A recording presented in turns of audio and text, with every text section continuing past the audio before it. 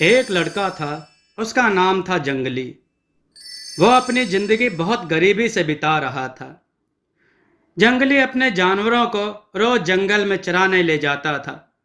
वहां उसे बहुत सी लड़कियां घेर लेती थी। सभी कहती हैं कि मुझसे शादी करो, मुझसे शादी करो। वह बहुत परेशान हो गया था। उसकी समझ में नहीं आता था कि जंगल में इतनी लड़कियां कहां से आ जाती हैं और उसे क्यों परेशान करती हैं। एक दिन वह अपने जानवरों के साथ जंगल से लौट रहा था। तभी उसे एक साधु बाबा एक पेड़ के नीचे बैठे हुए मिले। उनको प्यास लगी हुई थी। वो जंगली से बोले, बेटा, जरा पानी पिला दो, भगवान तुम्हारा भला करेंगे। वह बोला, जी बाबा जी, और दूर तालाब के पास गया। जैसे ही मटके में पानी भरने चला, उसे फिर से लड़कियां घेर लेती हैं और फिर से वही बात की मुझसे शादी करो, मुझसे शादी करो करने लगती हैं। वो बड़ी मुश्किल से वहां से भाग निकलता है और बाबा जी के पास पहुंचता है। बाबा जी कहते हैं कि बेटा, बड़ा देर लगा दिया, कहाँ थे अभी तक। जंगली परेशान होकर कहता है, बाबा, मैं बहुत परेशान हूँ। जब भी मैं जंगल में जाता हूँ तो पता नहीं कहाँ से लड़कियाँ आ जाती हैं और घेर कर मुझसे शादी करने के लिए कहती हैं। आज भी जब मैं जंगल में आपके लिए पानी लेने गया, मुझे लड़कियों ने घेर लिया और मुझसे शादी करने के लिए कहने लगी। मैं क्या करूं बाबा जी? बाबा जी ने पूछा, क्या तुम्हारी शादी हो गई? जंगली ने कहा, नहीं, मेरे से शादी कौन करेगा? बहुत गरीब हूं और सुंदर भी नहीं हूं।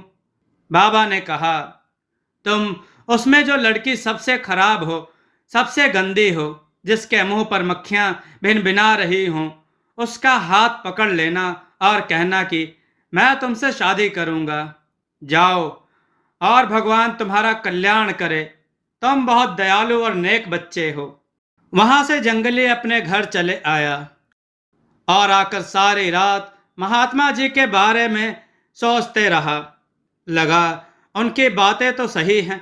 मैं इतना गरीब हूँ, मुझसे कोई शादी नहीं करेगा, तो क्यों ना उन्हें लड़कियों में से एक लड़की से शादी कर ली जाए। और जैसा कि महात्मा जी ने कहा था कि सबसे गंदी लड़की के हाथ पकड़ लेना। बाबा जी की बातों को ही सोचते हुए पता नहीं कब उसकी आंख लग गई और वह गहरी नींद में सो गया। सवेरे जब उसकी आंख खुली तो उसे कल की बातें याद आ गई और वह अपने मन में एक निश्चय करके और अपने ही जानवरों को लेकर जंगल में चला गया और चराने लगा। तभी उसे आभास हुआ कि वहां लड़कियां आ रही हैं और फिर कई लड़कियां आकर उसे घेर ली और उससे हंसी मजाक करने लगी और कहने लगी कि मुझसे शादी करो, मुझसे शादी करो। एक लड़की जो बहुत गंदी थी और उसके मुंह पर मक्खियां भिन भिना रही थी, वह एकदम किनारे खड़ी थी। वह एक बार भी इससे नहीं कह रही थी कि मुझसे शादी करो। इसे बाबा जी की बातें याद आ गई और सोचा कि क्यों ना मैं इसी का हाथ पकड़ लूं कि मैं इससे शादी करूंगा। वह उसी लड़की के पास गया और उस लड़की का हाथ पकड़कर कहा कि मैं इससे शादी करूंगा। और उस लड़की से पूछा, क्या तुम मुझसे शादी करोगी? वह लड़की अचंभित हो गई और उसे देखने लगी। दरअसल वह सारी लड़कियां परी थी और वह लड़की परियों की रानी थी, जो भेष बदलकर उस भेष में वहां आती थी। फिर रानी परी मान गई और फिर वह अपने भेष में आ गई। लड़का उसे देखकर अचंभित रह गया। लड़के की शादी उस परी से हो गई और उसे वह लेकर अपने घर चला गया। उस जमाने में नाखून वगैरह काटने के लिए घर में नाई के औरतें जाया करती थी और दुल्हनों के नाखून काटा करती थी। एक बार नाई की औरत अपना सामान लेकर जंगली के घर भी गई और कही कि तुम्हारी पत्नी के नाखून बढ़ गए होंगे, मैं काटने आई हूँ, तुम्हारी शादी को इतने दिन हो गए। जंगली अपनी पत्नी को बुलाया। वह थोड़ा सा पैर बाहर निकाल कर बैठ गई। उसके नाखून नाई की पत्नी काट रही थी और उसके पैर देखकर दंग रह गई थी। वह अपने घर में गई और नाई से बोली, राजा जी की पत्नी का मुंह इतना सुंदर नहीं होगा जितना जंगली की पत्नी का पैर। नाई को विश्वास नहीं हुआ और वह अपनी पत्नी से कहा, अगली बार जाना तो मुझे जरूर बता कर जाना। वह कहे कि ठीक है, अगली बार मैं जाऊंगी तो तुम्हें बता कर जाऊंगी। कुछ दिनों बाद जब उसे फिर जाना हुआ तो वह अपने पति को कहे कि मैं जंगली के घर जा रही हूँ। नाई जंगली के घर के सामने वाली छत पर बैठ गया और छुपकर देखने लगा। जंगली की पत्नी बाहर आई और अपना थोड़ा सा पैर निकाल कर बैठ गई। नाई जब इतना सुंदर पैर देखा तो वह छत से नीचे गिर गया। उसके हाथ और पैर टूट गए। उसको वैद्य के पास ले जाया गया, जहां उसका इलाज होने लगा। इधर राजा जी बहुत ज्यादा दिन से नाई के ना आने के कारण परेशान हो रहे थे। इतने दिन हो गए, नाई नहीं आया, क्या बात है। उसके घर खबर भिजवाए तो राजा जी को पता चला कि उसका हाथ और पैर टूट गया। बहुत दिनों बाद जब नाई ठीक हुआ तो राजा जी के महल में गया। राजा जी ने पूछा कि भाई, तुम्हारे हाथ और पैर कैसे टूट गए। तब नाई ने कहा कि महाराज, अगर आप भी जंगली की पत्नी को देखे होते तो आपका भी यही हाल होता।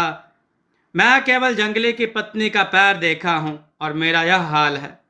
रानी साहिबा का चेहरा उतना ज्यादा सुंदर नहीं होगा जितना जंगली की पत्नी का पैर। राजा यह बात सुनकर बहुत अचंभित हुए और कहने लगे, इतनी सुंदर पत्नी है उसकी तो वह तो मेरे महल में होनी चाहिए। कोई ऐसा उपाय बताओ कि जंगली की पत्नी मेरी पत्नी बन जाए। नाई बोला, ठीक है महाराज, मैं ऐसा उपाय बताऊंगा कि जंगली खुद ब खुद रास्ते से हट जाएगा और वह आपकी पत्नी बन जाएगी। अब नाई उपाय सोचने लगा। कहते हैं ना, पंछियों में कौवा और आदमियों में नौवा सबसे चालबाज होते हैं, पर जो सच्चाई के रास्ते पर आगे बढ़ रहा हो उसका कोई कुछ नहीं बिगाड़ सकता। यही होना था जंगली के साथ। नाई सोचते हुए राजा के पास गया और उसने राजा जी से कहा कि राजा जी, यदि हम जंगली से बाघिन का दूध लाने के लिए कहें तो वह कभी भी नहीं ला पाएगा और उसकी पत्नी आराम से आपकी हो जाएगी। राजा को यह उपाय पसंद आया और उसने जंगली को अपने दरबार में हाजिरी लगाने के लिए बुला भेजा। बेचारा डरते डरते दरबार में हाजिर हुआ। पता नहीं राजा जी को मुझसे क्या काम है या मुझसे कोई गलती हो गई। खैर, वह दरबार में पहुंचा और राजा को प्रणाम किया। राजा भी उसका बेसब्री के साथ इंतजार कर रहा था। जब से नाई के मुंह से जंगली की पत्नी के रूप का वर्णन सुना था, उसे अपनी पत्नी बनाने के लिए बेचैन था। जंगली को देखते ही राजा बोला, भाई जंगली, कुछ दिनों से मेरी तबीयत खराब हो गई है। मुझे राज वैद्य जी ने बाघिन के दूध के साथ दवा खाने को कहा है और हमारे पूरे राज्य में एक भी व्यक्ति तुम्हारे जितना बहादुर नहीं है। जंगली बोला, इतना भयंकर जंगल में वह भी बाघिन का दूध मैं कैसे ला सकता हूँ। राजा साहब, जो पहले से भूमिका बना रहे थे, वह क्रोधित होने का नाटक करने लगे और बोले, अगर तुम अपनी पत्नी अपने पास रखना चाहते हो तो बाघिन का दूध मेरे लिए उपलब्ध करवाओ, और नहीं तो तुम्हारी पत्नी मेरी पत्नी बन जाएगी। अब जाकर जंगली को समझ में असली बात आई। वह बहुत दुखी हो गया और राजा साहब से कहा कि महाराज, मुझे कुछ दिन का समय चाहिए। राजा ने कहा कि हाँ, जितना वक्त चाहिए ले लो, पर जल्द से जल्द मुझे बाघिन का दूध ला कर दो। वह वहां से चला आया अपने घर और बहुत ही दुखी मन से अपनी पत्नी को सारी बात बताया। रानी परी सब बात समझ गई। वह नाई की पत्नी और नाई के बारे में भी सोचने लगी। उसने बताया कि बाघ का दूध कोई बहुत बड़ी बात नहीं है, पर वह तो मैं उपलब्ध करा दूंगी। आप मेरे साथ चलिए। और वह अपनी छड़ी घुमाई और पति पत्नी दोनों वहां से बीच जंगल में चले गए। एक झोपड़े में जाकर छुप कर बैठ गए। तब रानी परी ने अपने पति जंगली से कहा, शाम के समय इस रास्ते से एक बाघ जाएगा, आप कुछ मत बोलिएगा। उसके पीछे बाघिन जाएगी, उसको भी कुछ मत बोलिएगा। उसके पीछे दो छोटे छोटे बच्चे कूदते हुए जाएंगे, उनसे भी कुछ मत बोलिएगा। उनसे सबसे पीछे एक बूढ़ी बाघिन जाएगी, उसे देखते ही कहिएगा, प्रणाम मौसी, प्रणाम। ऐसे सारी बात समझाकर और जंगली परी वहां से चली गई। जंगली वहां बैठा रहा। बैठे बैठे शाम हो गई। जब उसने देखा कि एक बाघ का जोड़ा जा रहा है, आगे आगे बाघ है, उसके पीछे बाघिन है और उसके पीछे दो छोटे छोटे बच्चे कूदते हुए जा रहे हैं। वह कुछ नहीं बोला, चुपचाप बैठा रहा। तब तक उसके पीछे एक बूढ़ी बाघिन आती हुई दिखाई दी। वह उसको देखते ही सामने आ गया और उनसे बोला, प्रणाम मौसी, प्रणाम मौसी। वह बूढ़ी बोली, बेटा, इतने घने जंगल में इतने शाम के समय तुम क्या कर रहे हो? वह बोला, मौसी, मैं आपसे मिलने ही आया था, कुछ जरूरी काम था। वह बोली, क्या काम था? वह, मुझे कुछ दूध चाहिए था। तो आगे मेरी बहू जा रही थी और बेटा जा रहे थे। मेरी बहू से बोले होते तो वह दे देती। जंगली बोला, मैं उनसे बोला पर वह मुझसे कुछ बोले ही नहीं, तो मैंने कहा कि अब आपसे ही बात करना पड़ेगा, आप ही मुझे दूध दिला सकती हैं। बाघिन बोली, चलो, बहुत ज्यादा दिन बाद आए हो, घर पर चलो। वह लेकर अपने घर गई और उसे तरह तरह के फल फूल दिए। बाघ बाघिन जो उसके बेटे बहू थे, वह गुस्सा हो रहे थे। उनको लग रहा था कि इस आदमी को खा जाना चाहिए, पर बूढ़े बाघिन के कारण अपने मन के करने में असमर्थ थे। वह कुछ बोल नहीं रहे थे। उसकी माँ बोली कि बेटा, यह तुमसे बोला तो तुम लोग बोले क्यों नहीं? यह मेरी बहन का लड़का है, तुम लोग इसको पहचानते क्यों नहीं? बाघ और बाघिन गुस्सा हो गए। वह कहे, अभी इसे हम खा जाएंगे, यह झूठ बोल रहा है, इसने हमसे कुछ नहीं बोला और हम लोग बिल्कुल रास्ते में अकेले ही आए हैं, हम लोगों से कोई कुछ नहीं बोला।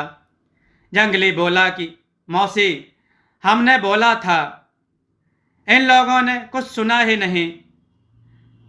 तब बुढ़िया बोली, कोई बात नहीं, इसे दूध चाहिए। तो बाघिन बोली, कितना दूध चाहिए जंगली? जंगली बोला, पता नहीं कितना दूध चाहिए, और अपनी आप बीती बताने लगा। बाघिन को उस पर दया आने लग गई।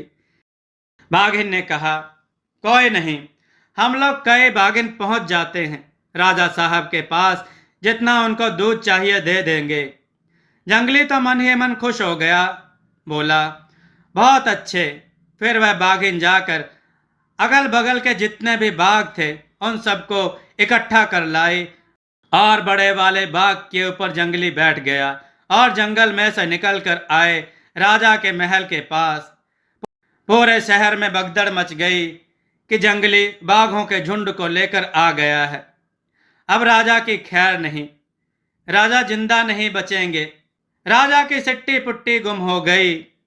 जंगली बोला, महाराज, जितना दूध लेना है ले लीजिए, जल्दी आइए, इन लोगों के पास समय नहीं है। राजा ने कहा, नहीं नहीं, हमें वैद्य ने कहा है कि बगैर दूध के भी काम चल जाएगा। जंगली बोला, नहीं नहीं महाराज, यह लोग इतनी दूर से आए हैं, दूध तो आपको लेना पड़ेगा। तब राजा एक छोटा सा पात्र किसी तरह दिया और कहा कि लो, बस इसमें दे दो। जंगली उतना दूध निकाल के राजा को दिया और सबको प्रणाम किया और सबसे हाथ जोड़कर बोला, मेरे भाई बहन, आप लोगों का बहुत बहुत धन्यवाद कि आपने यहाँ आकर राजा साहब को दूध दिया। अब आप कृपा करके जंगल में प्रस्थान करें। उसका अभिवादन स्वीकार किए सब और जंगल की तरफ चले गए। राजा की हालत खराब हो गई। नाई की हालत तो और ज्यादा खराब थी। नाई सोचने लगा कि बाप रे बाप, जंगली शक्तिशाली बहुत है, इसके बस में सारे जंगल के बाघ बाघिन हैं। अब राजा साहब और नाई के बीच में बात होने लगी। राजा साहब नाई से बोले कि जब यह बाघ ला सकता है तो शेर, चीता, भालू कुछ भी ला सकता है। नाई ने कहा कि हाँ महाराज, यह तो बहुत ही खतरनाक है। जंगली की पत्नी का विचार मन से त्याग देना चाहिए, राजा ने कहा। नाई का दिमाग अभी भी दुरुस्त नहीं हुआ। वह राजा साहब से बोला, महाराज, अगर किसी ऐसे जानवर का नाम बताया जाए जो दुनिया में हो ही ना, तो वह जंगली कहाँ से लाएगा? तब तो उसकी पत्नी आपकी पत्नी बन जाएगी। राजा को उसकी बात कुछ कुछ सही लगी। वह कहा कि तुम ही बताओ कौन से जानवर का नाम लिया जाए। तब नाई ने कहा कि महाराज, गाय दुलदुल के बारे में। गाय दुलदुल नाम की कोई जानवर नहीं होती, तो जंगली लाएगा कहाँ से? राजा साहब तुरंत जंगली को बुलवा भेजे। जंगली आया तो देखा कि राजा और नाई ही बैठे हुए हैं। वह समझ गया कि सारी चाल इसी नाई की ही है। राजा ने कहा कि जंगली, ऐसा है कि राजवैद्य ने मुझे गाय दुलदुल का दूध लाने के लिए कहा है। बाघिन के दूध से कुछ नहीं होगा। जंगली उदास मन से अपने घर की तरफ जाने लगा और सोचने लगा, गाय दुलदुल नाम की तो कोई जानवर होती ही नहीं, तो मैं राजा साहब को उसका दूध कहाँ से लाकर दूंगा। और चलते चलते इसी सोच में अपने घर पहुंच गया और अपनी पत्नी को सारी बात बताया। उसकी पत्नी इस बात को सुनकर बहुत ज्यादा दुखी नहीं हुई। जंगली ने यह भी बताया कि यह सारा किया धरा उस नाई और उसकी पत्नी का ही है। परी सोचने लगी कि कोई ना कोई उपाय करके इस नाई को ही सबक सिखाना पड़ेगा, तभी जाकर यह हम लोगों की जिंदगी में परेशानी बनना छोड़ेगा। उसने अपने पति से कहा कि जाके राजा साहब से 6 महीने का खर्च मांग के लाए और कहे भी कम से कम 6 महीने लगेंगे हमें गाय दुलदुल ढूंढने में। राजा उनके हाथ 6 महीने का राशन पानी भिजवा दिया और सोचा कि चलो 6 महीने बाद तो जंगली की पत्नी मेरी पत्नी हो जाएगी। जंगली और उसकी पत्नी के यहाँ खाने पीने की कोई दिक्कत नहीं रह पाई थी। वह दोनों दिन भर अपना ऐश आराम करते और जंगल से पंछियों के पंख और अलकतरा इकट्ठा करते रहते, जो सड़क बनाने में काम आता है। ऐसे ही करते करते पूरे 6 माह बीत गए। एक दिन बाकी था, तब नाई जंगली के घर पहुंचा और कहा, भाई चल, पूरे 6 महीने हो जाएंगे कल। क्या तुमने गाय दुलदुल को ढूंढ लिया? नाई बोला कि हम महाराज के लिए परेशान हैं। गाय दुलदुल को ढूंढ लिया गया है, आप बैठिए, मैं अभी उसको आपके सामने लाता हूं।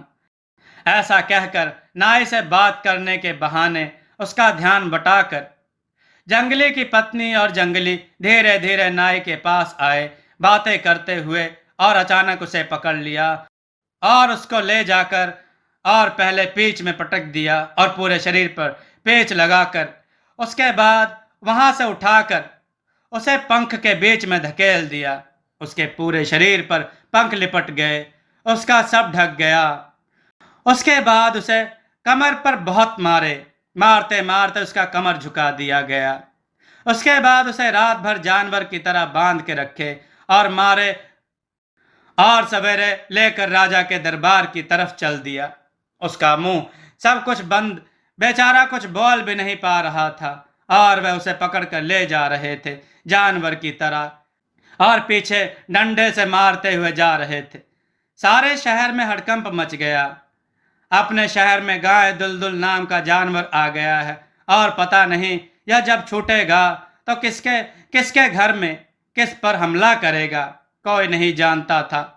सारे लोग डर गए। वह जंगली उस गाय दुलदुल को लेकर जाएगा कि नहीं। राजा के दरबार में पहुंच गया। राजा उसे देखकर डर के मारे भीगी बिल्ली बन गया। उसकी घिघी बंद गई और बोले, जाने दो इसे। इससे आज के बाद मुझे किसी भी चीज का दूध की जरूरत नहीं है। वैद्य ने हर तरह के दूध के लिए मुझे मना कर दिया है। पर जंगली कहा कि नहीं महाराज जी, इसे मैं ऐसे नहीं छोड़ सकता। ऐसे छोड़ूंगा तो यह बहुत से लोगों को मार डाले। राजा यह सुनकर और डर गया और वह बोला कि अब इसे कैसे छोड़ेंगे कि यह किसी को नुकसान न पहुंचाए। जंगली बोला, महाराज, मैं इसे रात के समय छोड़ूंगा और उसी घर में जाएगा जिसकी 2 पत्नियां होंगी और पति घर पर नहीं होगा। उसी के घर में जाएगा। उस नाई की भी 2 पत्नियां थी और सारे जिसके जिसके घर में 2 पत्नियां थी सब अपने अपने घर सतर्क हो गए थे कि हो सकता है रात के समय हमारे घर में गाय दुलदुल आ जाए।